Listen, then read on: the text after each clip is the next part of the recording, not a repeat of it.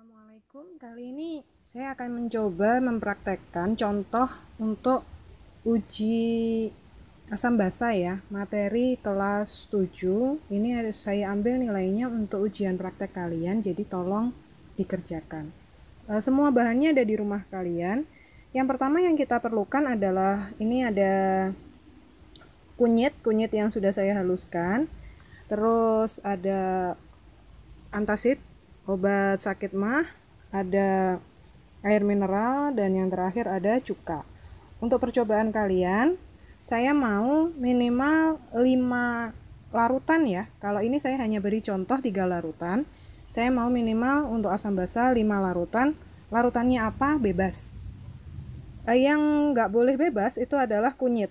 Ini sebenarnya kita bisa pakai kertas lakmus waktu kita belajar asam basa kelas 7, tapi berhubung di rumah nggak ada lakmus, jadi kita bisa pakai kunyit ya. Idealnya nanti kalau dia itu berwarna basah, dia warnanya akan lebih pekat.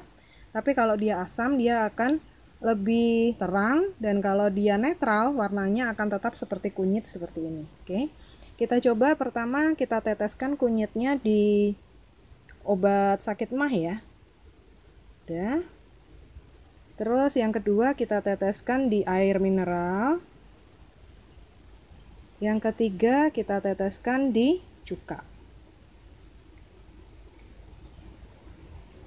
Kita amati perubahannya.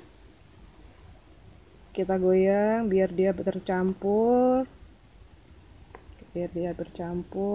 Nah, di sini baru kelihatan setelah beberapa saat. Nah, ini ternyata apa yang terjadi? Bedakan ketiga warnanya berbeda kan?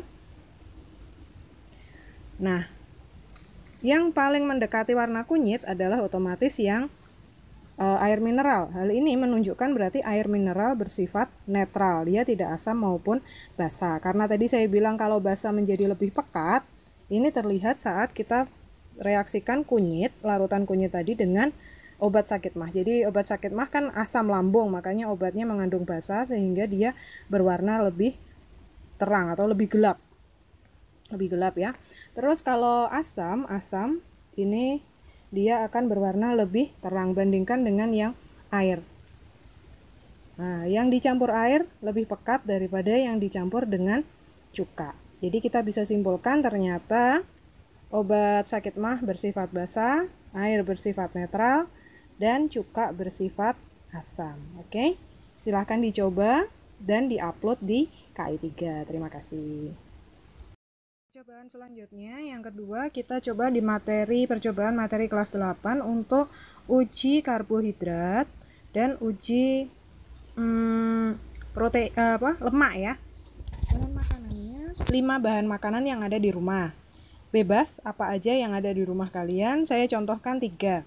Ini untuk alat dan bahannya yang kita butuhkan, saya pakai sampelnya nasi, terus margarin, terus ada keju, terus apa lagi? Ini untuk karbohidrat kita pakai betadine.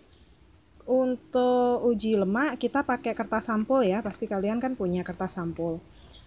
Sudah, yang pertama kita lakukan uji lemak dulu ya, nanti sisanya baru kita pakai untuk uji karbohidrat.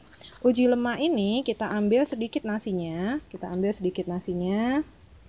oleskan di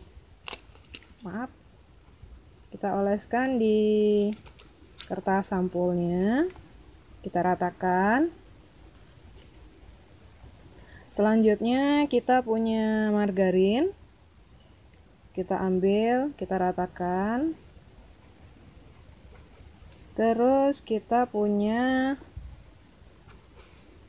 keju kita ambil lagi, kejunya kita ambil sedikit aja, kita ratakan juga. Sudah, biarkan dia bereaksi antara kertas ini dengan makanan yang kita amati, bahan makanan yang kita uji, apakah dia mengandung lemak atau tidak. Teorinya saat dia berubah menjadi transparan, berarti bahan makanan itu akan merubah kertas menjadi mengandung lemak ya. Nah, sudah kita bisa amati di sini. Nah, siapa yang transparan? Ternyata yang berubah di sini keju lebih transparan, juga transparan, margarin transparan, dan nasi tidak berubah. Jadi yang dapat kita simpulkan ternyata margarin dan keju mengandung lemak karena mengubah kertasnya menjadi lebih transparan. Ini, sedangkan nasi tidak mengubah sifat dari kertas, dia tetap karena nasi tidak mengandung lemak ya. Margarin mengandung lemak dan keju mengandung lemak. Bahan makanannya bebas yang ada di rumah ya, silahkan dicoba sama dengan uji yang sebelumnya, 5 bahan makanan. Selanjutnya kita uji karbohidrat ya, menggunakan tadi masih bahannya nasi, margarin, terus keju. Nah, di sini ada betadine sebagai indikator dia mengandung karbohidrat atau enggak. Kalau warnanya semakin pekat, mendekati hitam, biru tua, berarti dia mengandung karbohidrat. Kita coba pertama di nasi, kita teteskan betadinnya. Terus margarin. Habis itu keju. Sudah. Kita biarkan sejenak. Kita amati ini nasi, bagaimana nasi? Nasi ternyata berubah menjadi hitam. Berarti nasi positif karbohidrat, sedangkan margarin dia tidak berubah warna, berarti margarin tidak mengandung karbohidrat ya. Untuk keju, ternyata keju juga tetap, berarti kejunya juga tidak mengandung karbohidrat. Oke, jadi dari ketiga sampel ini yang mengandung karbohidrat hanya nasi. Silahkan dicoba untuk 5 bahan makanan yang berbeda. Bagaimana hasilnya? Dan dikasih kesimpulan ya, dia positif karbohidrat atau tidak, dia positif lemak atau tidak. Oke, terima kasih. Percobaan yang terakhir kita untuk percobaan fisika ya. Jadi tadi untuk percobaan yang kimia ada asam basa, biologinya ada uji makanan, dan sekarang fisika saya mau pakai listrik statis yang bisa kalian praktekkan juga di rumah. Yang perlu dipersiapkan adalah plastik, mau sendok, mau sisir terserah. Ada kertas-kertas kecil, terus kain. Kainnya sih bisa, ini saya pakai handuk yang lebih mendekati wool, atau kalian pakai sajadah juga bisa.